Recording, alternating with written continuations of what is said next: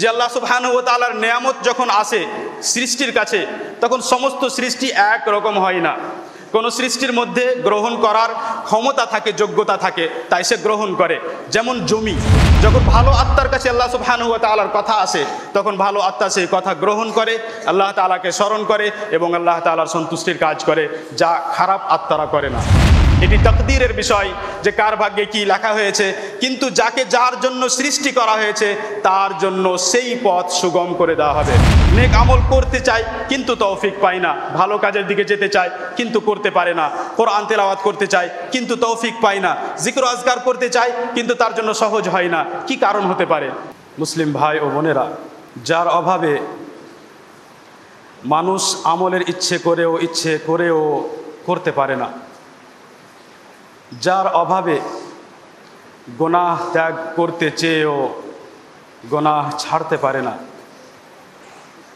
যার অভাবে নেক আমলের ইচ্ছে সৃষ্টি হয় না, যার অভাবে নেক আমল সম্পন্ন করা যায় না, এমন এক প্রয়োজন যা কিছু মানুষের নয় বরং সমস্ত মানুষের প্রয়োজন। এমন এক প্রয়োজন যার প্রয়োজন আম্বিয়ায়ে কেরাম পর্যন্ত অনুভব করেছেন। এমন এক প্রয়োজন, যে প্রয়োজন এমন এক মানুষ অনুভব করেছেন যাকে সমস্ত সৃষ্টি জগতের সমস্ত মানুষ ও জিনদের হেদায়েতের জন্য নির্বাচিত করা হয়েছিল। সেই প্রয়োজনের নাম তৌফিক। সেই প্রয়োজনের নাম তৌফিক। আমরা কথায় কথায় বলি যে আল্লাহ তাআলা যেন আমাদেরকে তৌফিক দান করেন। আল্লাহ তাআলা আপনাকে তৌফিক দান করুন। এই তৌফিক কি জিনিস? রাগিব আল আসফাহানি রাহিমাহুল্লাহ বলেন যে এই তৌফিক শব্দ যেই মূল শব্দ থেকে নেওয়া হয়েছে, তার অর্থ দুই জিনিসের মধ্যে একটি জিনিসের অন্য জিনিসের, একটি বস্তুর অন্য বস্তুর অনুকূল হওয়া এবং অনুযায়ী হওয়া। যদি কোনো জিনিসের অনুযায়ী হয়, অনুকূল হয়, তাহলে বলা হয় ওয়াফক এবং মুওয়াফাকা। এইখান থেকেই তৌফিক ব্যবহার করা হয়েছে। আসফাহানি রাহিমাহুল্লাহ বলেন যে যদি মানুষের আমল, মানুষের কাজ, বান্দার কাজ যদি তার ভাগ্যের অনুকূল হয় তাহলে তাকে তৌফিক বলা হয়। কিন্তু সাধারণত এই শব্দ প্রচলিত ভালো অর্থে, অর্থাৎ যখন মানুষ নেক আমল করে, ভালো কাজ করে, আর অবশ্যই সেই তার নেক আমল, ভালো কাজ তার তৌফিকের অনুকূল হয়, তখন তাকে বলা হয় এটি তৌফিক এবং এই বান্দা তৌফিক প্রাপ্ত। আরও স্পষ্ট করে জুরজানি রাহিমাহুল্লাহ বলেন যে তৌফিক হলো যে আল্লাহ সুবহানাহু ওয়া তাআলা বান্দার আমলকে, আল্লাহ সুবহানাহু ওয়া তাআলা বান্দার আমলকে নিজের সন্তুষ্টির অনুকূল করবে।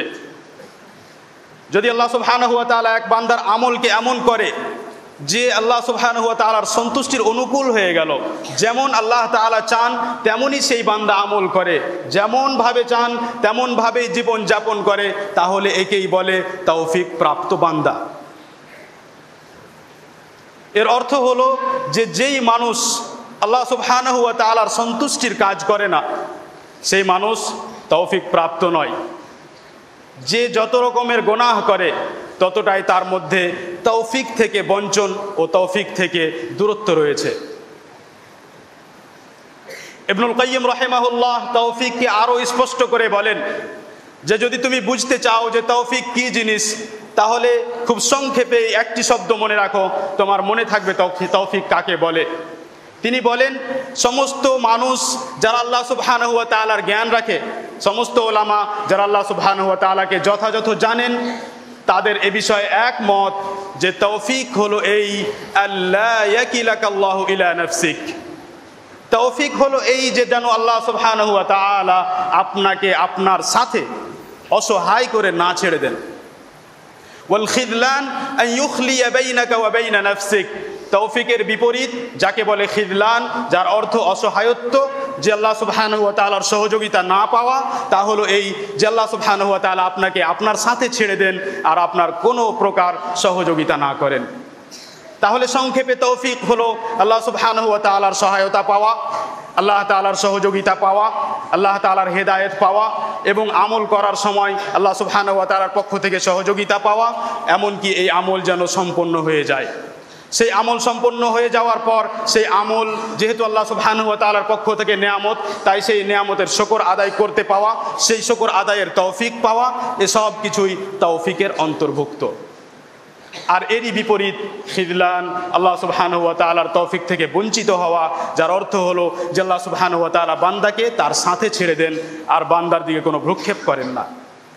যে কোনো মানুষ গুনাহ করে তাকে এই কথা জানতে হবে, যেই সময় সে গুনাহ করে সেই সময় আল্লাহ সুবহানাহু ওয়া তাআলার সহযোগিতা থেকে সে অনেক অনেক দূরে রয়েছে। ইবনুল কাইয়্যিম রাহিমাহুল্লাহ খুব সুন্দর স্পষ্ট উদাহরণ দিয়ে বোঝান যে আল্লাহ সুবহানাহু ওয়া তাআলার নেয়ামত যখন আসে সৃষ্টির কাছে, তখন সমস্ত সৃষ্টি এক রকম হয় না। কোন সৃষ্টির মধ্যে গ্রহণ করার ক্ষমতা থাকে, যোগ্যতা থাকে, তাই সে গ্রহণ করে। যেমন জমি, এক জমিতে ফসল হয়, অন্য জমিতে ফসল হয় না। আরও উদাহরণ দিয়ে বলেন, এক গাছে ফল দেখতে পাওয়া যায়, অপর গাছে ফল দেখতে পাওয়া যায় না, অথচ সেই গাছের সাথেই সমস্ত তাদবীর করা হয়, তারপরেও সেখানে ফল আসে না। আরও উদাহরণ দিয়ে বলেন যে মৌমাছির মতোই আরও একটি জিনিস আছে, আরও একটি জীব আছে যাকে ভীমরুল বলা হয়। মৌমাছির কাছ থেকে মধু পাওয়া যায়, কিন্তু ভীমরুল বা বোলতার কাছ থেকে তা পাওয়া যায় না।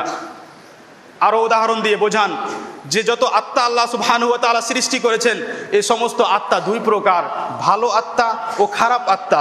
যখন ভালো আত্মার কাছে আল্লাহ সুবহানাহু ওয়া তাআলার কথা আসে, তখন ভালো আত্মা সেই কথা গ্রহণ করে, আল্লাহ তাআলাকে স্মরণ করে এবং আল্লাহ তাআলার সন্তুষ্টির কাজ করে, যা খারাপ আত্মারা করে না। আল্লাহ সুবহানাহু ওয়া তাআলা ভালো আত্মাকেও সৃষ্টি করেছেন, খারাপ আত্মাকেও সৃষ্টি করেছেন, এই ফসল এই জমিকেও সৃষ্টি করেছেন, অপর জমিকেও সৃষ্টি করেছেন। তাহলে কি আল্লাহ সুবহানাহু ওয়া তাআলা বান্দাদের ওপর অন্যায় করেছেন? যে আল্লাহ সুবহানাহু ওয়া তাআলা কিছু বান্দাকে উপযুক্ত বানিয়েছেন, তাদেরকে তৌফিক গ্রহণ, নেয়ামত গ্রহণ করার উপযুক্ত বানিয়েছেন, আর কিছু মানুষকে এরকম বানাননি, তাহলে কি আল্লাহ সুবহানাহু ওয়া তাআলা তাদের ওপর অন্যায় করেছেন? সহিহ মুসলিমে বর্ণিত ইমরান ইবনে হুসাইন রাদিয়াল্লাহু আনহু বলেন যে রাসূল সাল্লাল্লাহু আলাইহি ওয়াসাল্লামকে জিজ্ঞেস করা হলো, আউলিমা আহলুল জান্নাতি মিন আহলিন নার, হে আল্লাহ রাসূল সাল্লাল্লাহু আলাইহি ওয়াসাল্লাম, জান্নাতবাসী আর জাহান্নামবাসী সবাইকে কি জেনে নেওয়া হয়েছে? সবাই কি চিহ্নিত হয়ে গেছে যে অমুক ব্যক্তি জান্নাতে যাবে এবং অমুক ব্যক্তি জাহান্নামে যাবে? রাসূল সাল্লাল্লাহু আলাইহি ওয়াসাল্লাম বললেন, হ্যাঁ। তাকে জিজ্ঞেস করা হলো, ফাফিমা ইয়ামালুল আমিলুন, যদি বিষয় এরকম হয় যে সব চিহ্নিত হয়ে গেছে, নির্ধারিত করে দেওয়া হয়েছে, তাহলে আবার যারা আমল করছে তারা কেন ভাই আমল করবে? কেন আমল করবে? তারা কি কারণে আমল করবে যখন সব কিছুই ফয়সালা হয়ে গেছে? নবী সাল্লাল্লাহু আলাইহি ওয়াসাল্লাম বললেন, কুল্লুন মুয়াসসারুন লিমা খুলিকা লাহ, এটি তাকদীরের বিষয় যে কার ভাগ্যে কি লেখা হয়েছে, কিন্তু যাকে যার জন্য সৃষ্টি করা হয়েছে তার জন্য সেই পথ সুগম করে দেওয়া হবে। যার জন্য যাকে সৃষ্টি করা হয়েছে সেই দিকের রাস্তা তার জন্য সহজ করে দেওয়া হবে। এই বিষয় এমন বিষয় যা বোঝার ক্ষমতা আমাদের মধ্যে দেওয়াই হয়নি, তাই বোঝা সম্ভব নয়।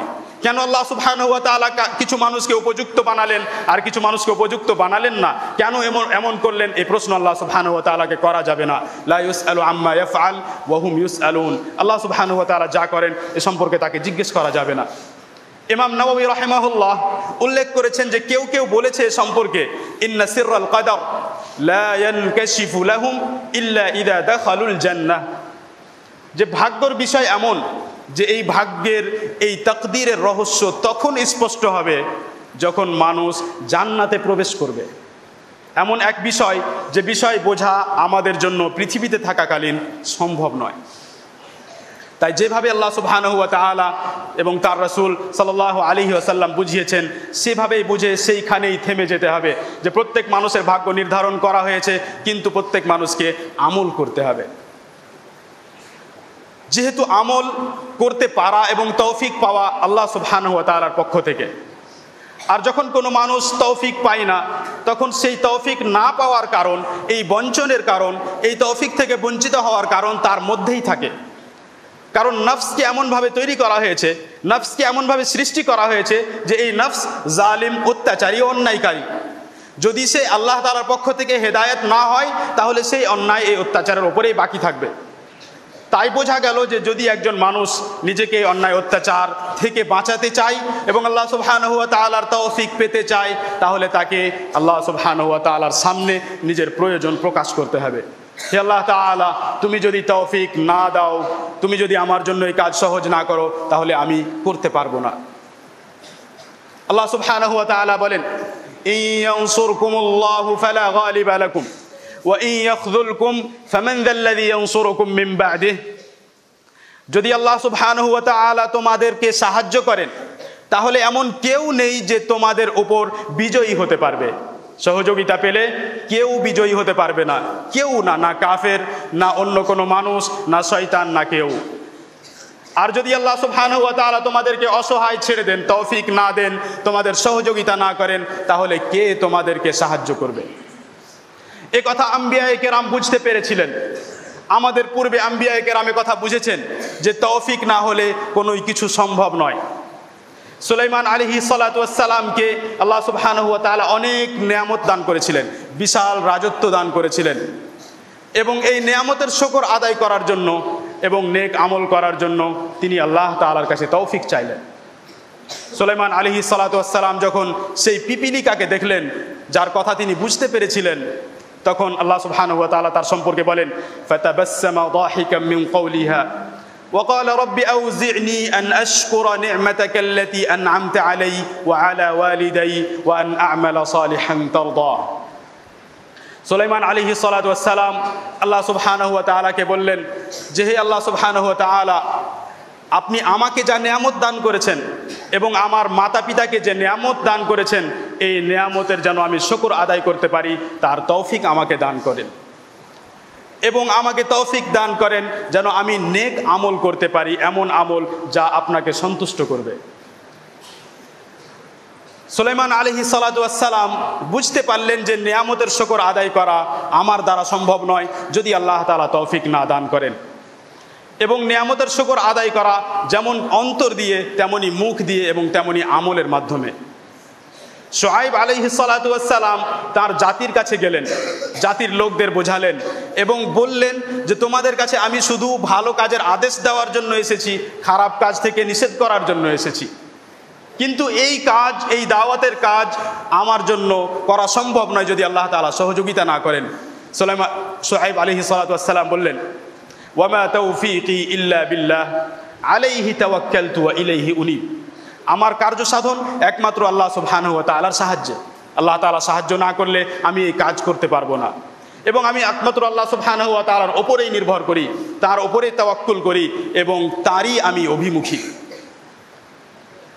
যেমন পূর্বের নবীগণ এই কথা বুঝেছেন যে তৌফিক ছাড়া কোনো নেক আমল করা সম্ভব নয়, আমাদের নবী মুহাম্মদ সাল্লাল্লাহু আলাইহি ওয়াসাল্লামকেও এই কথা বোঝানো হয়েছে।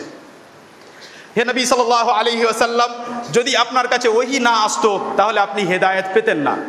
আল্লাহ সুবহানাহু ওয়া তাআলা নবী সাল্লাল্লাহু আলাইহি ওয়াসাল্লামকে বলেন, কুল ইন দালালতু ফাইন্নামা আযিল্লু আলা নাফসি ওয়া ইন ইহতাদাইতু ফাবিমা ইউহি ইলাইয়া রাব্বি। আপনি বলুন যে যদি আমি বিভ্রান্ত হয়ে যাই তাহলে এই বিভ্রান্তির পরিণাম আমারই, এই পরিণাম আমাকেই ভোগ করতে হবে। কিন্তু যদি আমি সহজ সোজা পথের ওপর চলি, আমি যদি সরল পথের ওপর চলি, তাহলে তা এজন্য যে আমার রব আমার প্রতি ওহী পাঠান। এখানে লক্ষ্য করুন যে নবী সাল্লাল্লাহু আলাইহি ওয়াসাল্লাম হেদায়েত পেয়েছেন একমাত্র ওহীর কারণে, আর ওহী কোরআন ও সুন্নাহর মধ্যে সীমিত। ওহী কোরআন ও সুন্নাহর মধ্যে সীমিত, এ কথা ওলামায়ে কেরামের নিকট স্পষ্টভাবে সাব্যস্ত যে ওহী যেমন কোরআন তেমনি ওহী নবী সাল্লাল্লাহু আলাইহি ওয়াসাল্লামের সুন্নাত ও হাদিস। তার মানে কোনো ব্যক্তি যদি চেষ্টা করে যে আমি ওহীর বাইরে হেদায়েত অনুসন্ধান করব, কোরআন ও হাদিসের বাইরে হেদায়েত পাবো, কিংবা শুধু কোরআনের মধ্যে হেদায়েত পাওয়ার চেষ্টা করে, কিংবা যদি সে কোরআন ও সুন্নাহর মধ্য থেকে হেদায়েত খোঁজ করে কিন্তু সেই হেদায়েতকে বোঝার জন্য শুধু নিজের জ্ঞান ব্যবহার করে, পূর্বের সাহাবায়ে কেরাম, তাবেঈন ও উলামায়ে কেরামের বোধকে, তাদের কথাকে উপেক্ষা করে নিজেকে তাদের থেকে বড় মনে করে যদি শুধু কোরআনে কারীম বোঝার চেষ্টা করে, হাদিসকে বোঝার চেষ্টা করে, তাহলে সে হেদায়েত পেতে পারে না, তাহলে সে বিভ্রান্ত হয়ে যাবে। এবং এর অনেক উদাহরণ আমরা প্রত্যেক যুগে দেখতে পাই। আল্লাহ সুবহানাহু ওয়া তাআলার কাছে যেহেতু তৌফিক রয়েছে যেহেতু নবী সাল্লাল্লাহু আলাইহি ওয়াসাল্লামকে জানানো হলো যে আপনি তৌফিক, আপনি হেদায়েত পাবেন ওহীর মাধ্যমে, তাই নবী সাল্লাল্লাহু আলাইহি ওয়াসাল্লাম সব সময় আল্লাহ তাআলার কাছে দোয়া করতেন। সহিহ মুসলিমে বর্ণিত নবী সাল্লাল্লাহু আলাইহি ওয়াসাল্লাম একটি দোয়া করতেন, আউযু বিইজ্জাতিকা আন তুদিল্লানি, হে আল্লাহ সুবহানাহু ওয়া তাআলা, তোমার সম্মান মর্যাদা, তোমার শক্তি, তোমার প্রভুত্বের মাধ্যমে তার ওসিলায় আমি আশ্রয় চাই যে তুমি আমাকে পথভ্রষ্ট করো। আমি তোমার আশ্রয় চাই যে তুমি যেন আমাকে পথভ্রষ্ট না করো। নবী সাল্লাল্লাহু আলাইহি ওয়াসাল্লাম সকাল সন্ধ্যায় যে জিক্র শিখিয়েছেন, সেই জিক্রের মধ্যে নবী সাল্লাল্লাহু আলাইহি ওয়াসাল্লাম এই দোয়া শিখিয়েছেন, আল্লাহুম্মা আলিমাল গায়বি ওয়াশ শাহাদাহ ফাতিরাস সামাওয়াতি ওয়াল আরদ রব্ব কুল্লি শাইইন ওয়া মালিকাহ আশহাদু আন লা ইলাহা ইল্লা আনত আউযু বিকা মিন শাররি নাফসি ওয়া মিন শাররি আশ-শাইতানি ওয়া শিরকিহি ওয়া আন আকতারিফা আলা নাফসি সুআ আও আজুররাহু ইলা মুসলিম। এখানে শয়তানের অনিষ্ট হতে, শয়তানের শিরক হতে, নিজের নফসের অনিষ্ট হতে এবং নিজের ওপরে কোনো যেন আমি অন্যায় অত্যাচার না করি, কোনো গুনাহ না করি, কিংবা কোনো মুসলিমের ওপর অন্যায় না করি, এসব কিছু থেকে আল্লাহ সুবহানাহু ওয়া তাআলার কাছে আশ্রয় চাওয়া হয়েছে। নবী সাল্লাল্লাহু আলাইহি ওয়াসাল্লাম কয়েকটি শব্দ সম্বন্ধে বলেন যে এই শব্দগুলো জান্নাতের সঞ্চিত সম্পদ। লা হাওলা ওয়ালা কুওয়াতা ইল্লা বিল্লাহ, জান্নাতের সঞ্চিত সম্পদ অর্থাৎ জান্নাতের গুচ্ছিত নেকি, উত্তম নেকি যা জান্নাতে আল্লাহ সুবহানাহু ওয়া তাআলা দান করবেন। কিন্তু লা হাওলা ওয়ালা কুওয়াতা ইল্লা বিল্লাহর মধ্যে এমন কি আছে যার কারণে এই শব্দকে গুচ্ছিত সম্পদ এবং গুচ্ছিত নেকি বলা হয়েছে? কারণ এই শব্দের মধ্যে বান্দা নিজের প্রয়োজন আল্লাহ তাআলার সামনে, নিজের অসহায়ত্ব আল্লাহ সুবহানাহু ওয়া তাআলার সামনে প্রকাশ করে, যা আল্লাহ তাআলা অত্যন্ত পছন্দ করেন। কারণ বান্দা এই শব্দগুলোর মধ্যে স্বীকার করে যে আল্লাহ তাআলা তোমার তৌফিক না হলে, তোমার সহযোগিতা না হলে আমার দ্বারা কোনো কিছু করাই সম্ভব নয়। লা হাওলা ওয়ালা কুওয়াতা ইল্লা বিল্লাহ। ইবনে মাসউদ রাদিয়াল্লাহু আনহু বলেন যে গুনাহ থেকে ফিরে আসা, গুনাহ থেকে দূরে সরা এবং নেকি করতে পারা, এসব কিছু আল্লাহ তাআলার সহযোগিতা ছাড়া সম্ভব নয়। এবং এর অর্থ এই যে কোনো রকমের নড়াচড়া করা, কোনো রকমের কৌশল, কোনো কাজ করা এবং কোনো রকমের ক্ষমতা আমাদের নেই যদি আল্লাহ সুবহানাহু ওয়া তাআলা আমাদের সহযোগিতা না করেন। নবী সাল্লাল্লাহু আলাইহি ওয়াসাল্লাম সাহাবায়ে কেরামকে শিক্ষা দিতেন যে তারা যেন সবসময় আল্লাহ তাআলার কাছে দোয়া করেন যে আল্লাহ সুবহানাহু ওয়া তাআলা তাদেরকে একা অসহায় না ছেড়ে দেন। আবু দাউদ রাহিমাহুল্লাহ বর্ণনা করেছেন, নুফাই ইবনুল হারিস আবু বকর রাদিয়াল্লাহু আনহু বলেন যে রাসূল সাল্লাল্লাহু আলাইহি ওয়াসাল্লাম বলেছেন, দাওয়াতুল মাকরুব আল্লাহুম্মা রাহমাতাকা আরজু ফালা তাকিলনি ইলা নাফসি তারফাতা আইন ওয়া আসলিহ লি শা'নি কুল্লাহ লা ইলাহা ইল্লা আন্ত। নবী সাল্লাল্লাহু আলাইহি ওয়াসাল্লাম বলতেন যে অর্থ এবং সংকটে পতিত, বিপদে পতিত ব্যক্তির দোয়া হলো, যে সংকট বিপদে পড়েছে তার দোয়া হলো যে হে আল্লাহ সুবহানাহু ওয়া তাআলা, আমি তোমার কৃপা, তোমার অনুকম্পা, তোমার রহমত এর আশা করি, তাই তুমি আমাকে একা অসহায় ছেড়ে দিও না, তুমি আমাকে একা অসহায় ছেড়ে দিও না। আমাকে তুমি চোখের পলক পড়তে যত সময় লাগে ততক্ষণের জন্য একা ছেড়ে দিও না, কারণ আমার তোমার সহযোগিতা প্রতিটি মুহূর্তে প্রয়োজন। সব সময় আমার প্রয়োজন যে তুমি আমার সাথে থাকো, আমার সহযোগিতা করো, আমাকে শক্তি দাও এবং আমাকে তৌফিক দান করো। আমার সমস্ত বিষয়, আমার সমস্ত কাজ, আমার সব কিছু তুমি ঠিক করে দাও, তুমি ছাড়া কেউ সত্য ইলাহ নেই। নবী সাল্লাল্লাহু আলাইহি ওয়াসাল্লাম যে শিক্ষা সাহাবায়ে কেরামকে দিয়েছেন, এই শিক্ষা সাহাবায়ে কেরাম বুঝতে পেরেছেন যে আল্লাহ সুবহানাহু ওয়া তাআলা তৌফিক না দিলে আমাদের দ্বারা কোনো কাজ করা সম্ভব নয়।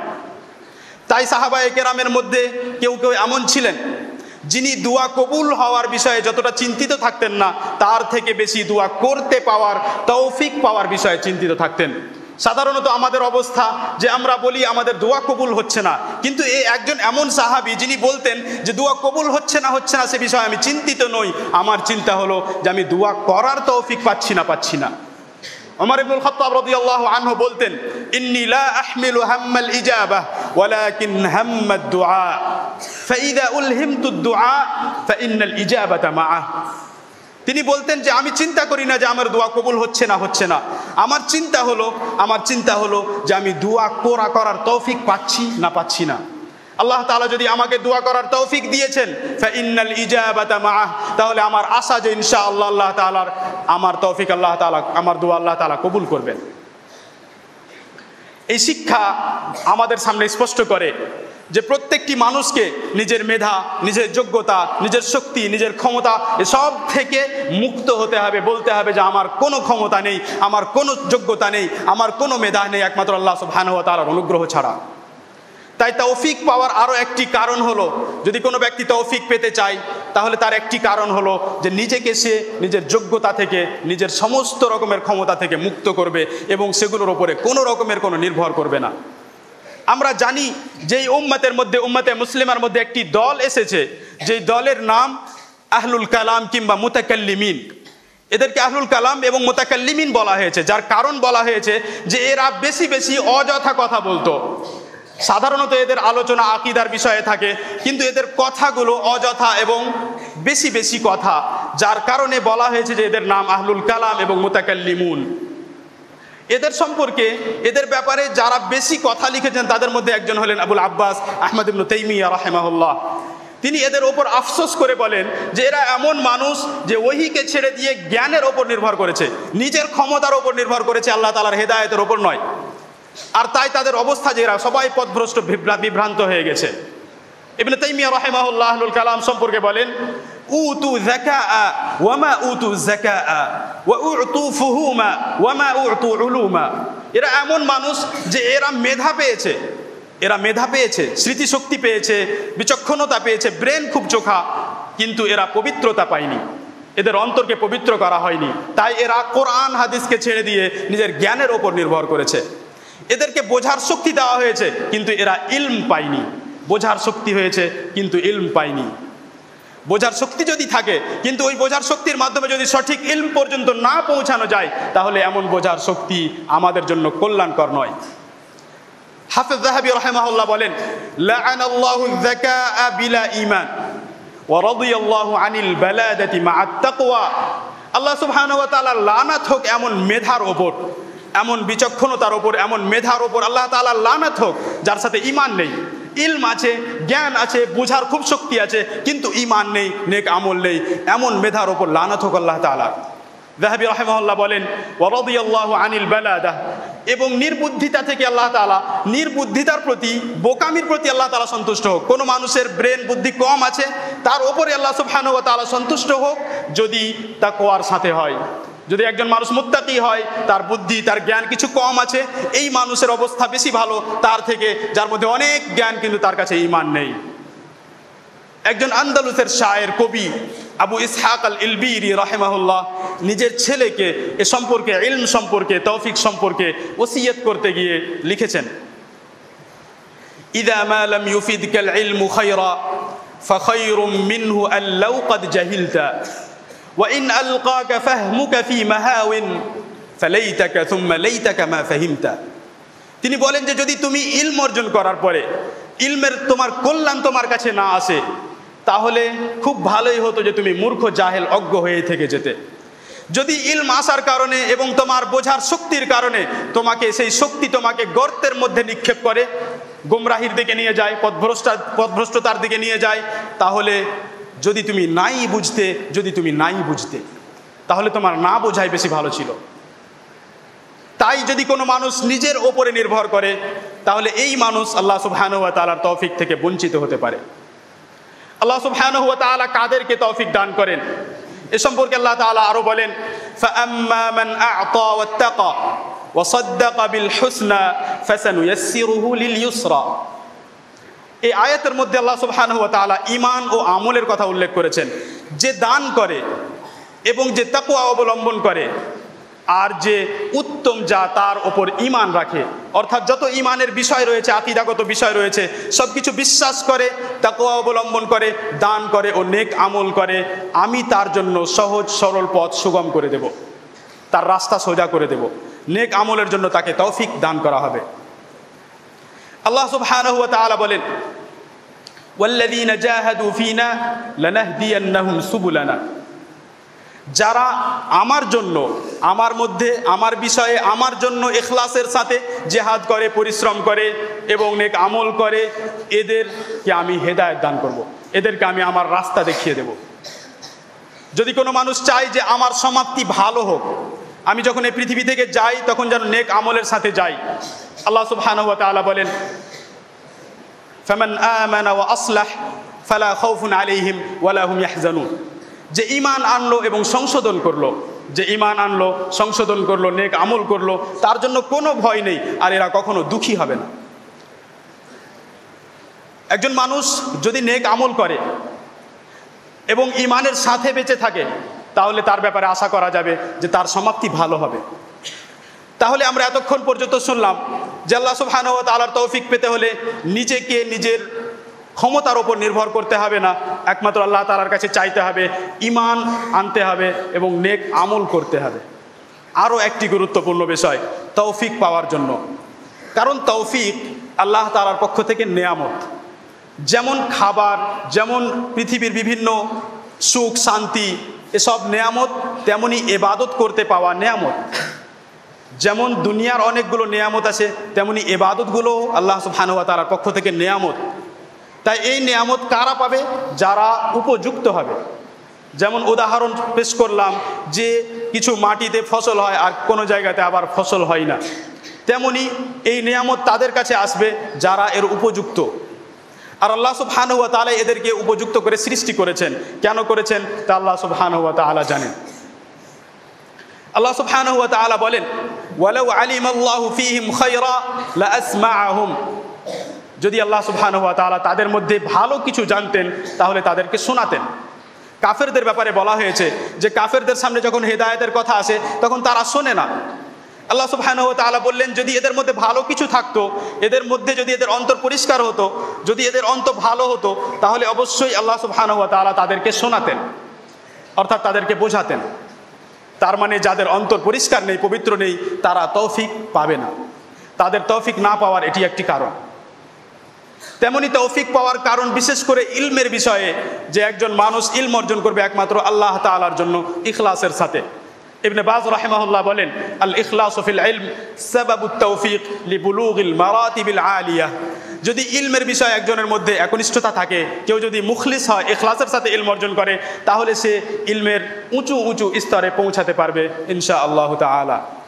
এবং আমাদের জানা আছে যে কেউ যদি দুনিয়াবি কোনো সম্পদের জন্য ইলম অর্জন করে, তার শাস্তি কত কঠোর। এসব কথার ওপর লক্ষ্য করলে বোঝা যায় যে কি এমন কারণ হতে পারে যার কারণে একজন মানুষ তৌফিক পায় না। নেক আমল করতে চায় কিন্তু তৌফিক পায় না, ভালো কাজের দিকে যেতে চায় কিন্তু করতে পারে না, কোরআন তেলাওয়াত করতে চায় কিন্তু তৌফিক পায় না, জিকির আজকার করতে চায় কিন্তু তার জন্য সহজ হয় না। কি কারণ হতে পারে? সংক্ষেপে যদি বলা যায়, যেই কারণগুলো শুনলাম তৌফিক পাওয়ার, সেই কারণগুলোকে যদি বিপরীত করে দেওয়া হয় তাহলেই সেগুলোই হয়ে যাবে তার তৌফিক থেকে বঞ্চিত হওয়ার কারণ। আল্লাহ তাআলা যেন আমাদের সকলকে ক্ষমা করেন। আকুলু মা সামি'তুম ওয়া আস্তাগফিরুল্লাহ লি ওয়া লাকুম। আলহামদুলিল্লাহিল আলিয়্যিল আজলালি আ'তা ফালাম ইয়াবখাল ওয়া লাম ইয়াবখালি ওয়াসসালাতু ওয়াসসালামু আলা নাবিয়্যিনা মুহাম্মদ ওয়া আলা আলিহি ওয়া আসহাবিহি আজমাইন। মুসলিম ভাই ও বোনেরা, তৌফিকের বিষয় এত গুরুত্বপূর্ণ যে আমাদের সকলের প্রয়োজন। যে বলছে তার বেশি প্রয়োজন, যে শুনছে তারও প্রয়োজন। তাই আমাদের সকলকে নিজের আমলের বিষয়ে প্রতিদিন ভাবা উচিত যে আমাদের আমল কোন দিকে যাচ্ছে, তৌফিকের দিকে নাকি বঞ্চনের দিকে, তৌফিক থেকে বঞ্চিত হওয়ার দিকে। যদি সংক্ষেপে বলা যায় যে তৌফিক থেকে বঞ্চিত হওয়ার কারণ কি, তো সর্বপ্রথম কারণ তৌফিক থেকে বঞ্চিত হওয়ার যে একজন মানুষের অন্তর পরিষ্কার থাকে না। যখন অন্তর পরিষ্কার নয়, নিয়াত ভালো নেই, ইচ্ছে ভালো নেই, তখন এই ধরনের মানুষকে আল্লাহ সুবহানাহু ওয়া তাআলা তৌফিক দেন না। আল্লাহ সুবহানাহু ওয়া তাআলা বলেন, আলাইসাল্লাহু বিআ'লামা বিশ-শাকিরিন। যখন কিছু মানুষকে নিয়ামত দেওয়া হয়, অপর কিছু মানুষ বলে এদেরকে কেন নিয়ামত দেওয়া হলো, আমি কোন খারাপ? আল্লাহ তাআলা তার উত্তর দিয়েছেন, আলাইসাল্লাহু বিআ'লামা বিশ-শাকিরিন, যে আল্লাহ সুবহানাহু ওয়া তাআলা কারা বেশি শুকর আদায়কারী তাদেরকে কি জানেন না? আল্লাহ তাআলা জানেন যে কারা শুকর আদায় করবে, কারা নিয়ামত পেলে ওই নিয়ামতের কদর করবে, ওই নিয়ামতের মূল্যায়ন করবে, ওই নিয়ামত যে দান করেছেন তাকে সম্মান করবে, তার ইবাদত করবে, তারপরে সেই নিয়ামত তার সন্তুষ্টির কাজে ব্যবহার করবে, আর সেই নিয়ামত হারিয়ে যাওয়ার ভয় করবে, তাই তারা শুকর করতেই থাকবে। সুলাইমান আলাইহিস সালাতু ওয়াস সালামকে যখন আল্লাহ তাআলা নিয়ামত দান করলেন, তখন তিনি বললেন, হাযা মিন ফাদলি রাব্বি, এ আমার রবের অনুগ্রহ ও দান।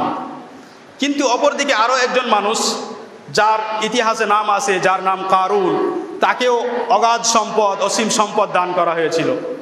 তাকে যখন এই সম্পদ দান করা হলো, সে বলল, ইন্নামা উতিতুহু আলা ইলমিন ইনদি, এসব আমি এজন্য পেয়েছি কারণ আমার কাছে যোগ্যতা, আমার কাছে জ্ঞান ও আমার বিশেষ মর্যাদা আছে, যার কারণে এসব সম্পদ আমি পেয়েছি। তাই আল্লাহ সুবহানাহু ওয়া তাআলা জানেন যে কে উপযুক্ত, তাই নিজের অন্তরকে পরিষ্কার করতে হবে। যেমন শুনলাম যে নেক আমল করা ও ঈমানের সাথে থাকা তৌফিক পাওয়ার কারণ, তার মানেই হলো গোনাহে পতিত হওয়া, গোনাহ করতে লাগা এবং গাফলাতিতে পড়ে যাওয়া, এসব তৌফিক থেকে বঞ্চিত হওয়ার কারণ। তাহলে আরও একটি কারণ হলো গোনাহ ও গাফলাতি করা। যেমন শুনলাম যে তৌফিক পাওয়ার অনেক কারণ আছে, সেই তৌফিকের কারণগুলির বিরোধিতা করলেই মানুষ তৌফিক থেকে বঞ্চিত হয়ে যাবে। আরও একটি কারণ আল্লাহ সুবহানাহু ওয়া তাআলা উল্লেখ করেছেন, ফালাম্মা যাগু আযাগাল্লাহু কুলুবাহুম, যে যখন তারা বাঁকা পথ অবলম্বন করলো, আমি তাদের হৃদয়কে, তাদের অন্তরকে বাঁকা করে দিলাম। তাহলে তৌফিক না পাওয়ার আরও একটি কারণ হলো যে আপনার সামনে সঠিক কথা এসেছে, তারপরে আপনি সেই দিক থেকে মুখ ফিরিয়ে অন্যদিকে চলে যাচ্ছেন। আপনার সামনে ভালো একটা আলোচনা এসেছে, আপনি শুধু তার চেহারা দেখেই অন্যদিকে চলে যাচ্ছেন, তার কথা শুনতে চাইছেন না, তার ব্যাপারে উল্টো মন্তব্য করছেন, অপবাদ লাগাচ্ছেন। আপনি তৌফিক থেকে দূরে চলে গেলেন, কারণ আপনি মুখ ফিরিয়ে নিলেন এবং আপনি ওই তৌফিক চাইলেন না। একজন মানুষ তৌফিক প্রাপ্ত না তৌফিক প্রাপ্ত নয়, এটা বোঝা যাবে কিভাবে? কিভাবে বোঝা যাবে যে এই মানুষ তৌফিক প্রাপ্ত? আমরা শুরুতে শুনলাম যে তৌফিক হলো যে আল্লাহ সুবহানাহু ওয়া তাআলা নিজের বান্দাকে, নিজের বান্দার আমলকে তার সন্তুষ্টির অনুকূল করে দেন। তার মানে বান্দার আমল যদি আল্লাহ তাআলার সন্তুষ্টির মোতাবেক হয়, সেই অনুযায়ী হয়, তাহলে এই বান্দা তৌফিক প্রাপ্ত। আবু দাউদ রাহিমাহুল্লাহ বর্ণনা করেছেন যে নবী সাল্লাল্লাহু আলাইহি ওয়াসাল্লাম একবার সাহাবায়ে কেরামের সামনে উল্লেখ করলেন, ইযা আরাদাল্লাহু বিআবদিন খায়রা ইস্তা'মালাহ, যে যখন আল্লাহ সুবহানাহু ওয়া তাআলা কোনো বান্দার বিষয়ে কল্যাণ চান, তখন তার কাছে নেক আমল নেন, তার কাছ থেকে কোনো কাজ নেন। সাহাবায়ে কেরাম জিজ্ঞেস করলেন, এটা আবার কেমন করে? নবী সাল্লাল্লাহু আলাইহি ওয়াসাল্লাম বললেন, ইউওয়াফিকুহু লিআমালিন সালিহিন ক্বাবলাল মাউত, তাকে মৃত্যুর পূর্বে, মৃত্যুর আগে নেক আমল করার, কোনো একটি ভালো কাজ করার তৌফিক দান করবেন। তৌফিক প্রাপ্ত সেই সমস্ত মানুষ যারা ইলম অর্জন করে। বুখারী ও মুসলিমে বর্ণিত প্রসিদ্ধ হাদিস, আবু হুরায়রা মুআবিয়া ইবনে আবি সুফিয়ান রাদিয়াল্লাহু আনহু বলেন, নবী সাল্লাল্লাহু আলাইহি ওয়াসাল্লাম বলেছেন, মান ইউরিদিল্লাহু বিহি খায়রা ইউফাক্কিহু ফিদ্দীন, আল্লাহ সুবহানাহু ওয়া তাআলা যার ব্যাপারে কল্যাণ চান, আল্লাহ তাআলা তাকে দ্বীনের সঠিক বোধ দান করে। এই ধরনের যত নেক আমল আছে, যারা এই নেক আমলগুলো করতে পারছে, তারা তৌফিক প্রাপ্ত। আল্লাহ সুবহানাহু ওয়া তাআলা দাওয়াত দেওয়ার সম্পর্কে বলেন, ওয়ামান আহসানু কাওলাম মিম্মান দাআ ইলাল্লাহ ওয়া আমিলা সালিহান ওয়া ক্বালা ইন্নানি মিনাল মুসলিমিন, এদের প্রশংসা করা হয়েছে যারা আল্লাহ তাআলার দিকে আহ্বান করে, যে এদের থেকে ভালো কথা কারও হতে পারে না। এবং আল্লাহ সুবহানাহু ওয়া তাআলা যে সমস্ত কথা এবং কাজ পছন্দ করেন তা ইবাদত, আর যে সমস্ত নেক আমলে, সেই সমস্ত নেক আমল করার যারা তৌফিক পায়, তারাই তৌফিক প্রাপ্ত। তেমনি যে বান্দার দ্বারাই গোনাহ হয়ে যায়, গোনাহ সবার দ্বারা হওয়া সম্ভব, তৌফিক প্রাপ্ত বান্দা হলো যার দ্বারাই গোনাহ হলে সে সাথে সাথে আল্লাহ তাআলার দিকে প্রত্যাবর্তন করে, ফিরে যায়, তওবা করে। আল্লাহ সুবহানাহু ওয়া তাআলা চান যে বান্দাদের তওবা কবুল করুন। আল্লাহ তাআলা বলেন, ওয়াল্লাহু ইউরিদু আন ইয়াতুবা আলাইকুম, আল্লাহ সুবহানাহু ওয়া তাআলা চান যে তোমাদের তওবা কবুল করেন, তোমাদেরকে তৌফিক দান করেন তওবা করার। এই ধরনের অনেক আমল গণনা করা যেতে পারে এবং বলা যেতে পারে যে সব আমল মানুষের মধ্যে পাওয়া গেলে সে তৌফিক প্রাপ্ত।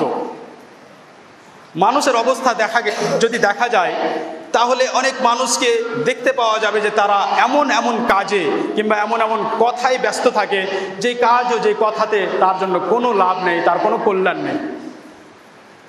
নবী সাল্লাল্লাহু আলাইহি ওয়াসাল্লাম, সুনানে এই হাদিস বর্ণিত হয়েছে, আবু হুরায়রা রাদিয়াল্লাহু আনহু বলেন যে নবী সাল্লাল্লাহু আলাইহি ওয়াসাল্লাম বলেছেন, মিন হুসনি ইসলামিল মার তারকুহু মা লা ইয়ানি, সেই সমস্ত বান্দারা, সেই সমস্ত মানুষরা তৌফিক প্রাপ্ত নয় যারা অযথা কাজ, অযথা কথায় নিজেকে ব্যস্ত রাখে। তাই নবী সাল্লাল্লাহু আলাইহি ওয়াসাল্লাম বললেন যে একজন মানুষের ইসলাম এর ভালো হওয়া, তার ইসলাম ভালো হওয়া এবং উত্তম হওয়া হলো এই যে সে এমন কাজে নিজেকে ব্যস্ত রাখবে না, এমন সমস্ত কাজ ও কথা ছেড়ে দিবে যার তার কোনো প্রয়োজন নেই।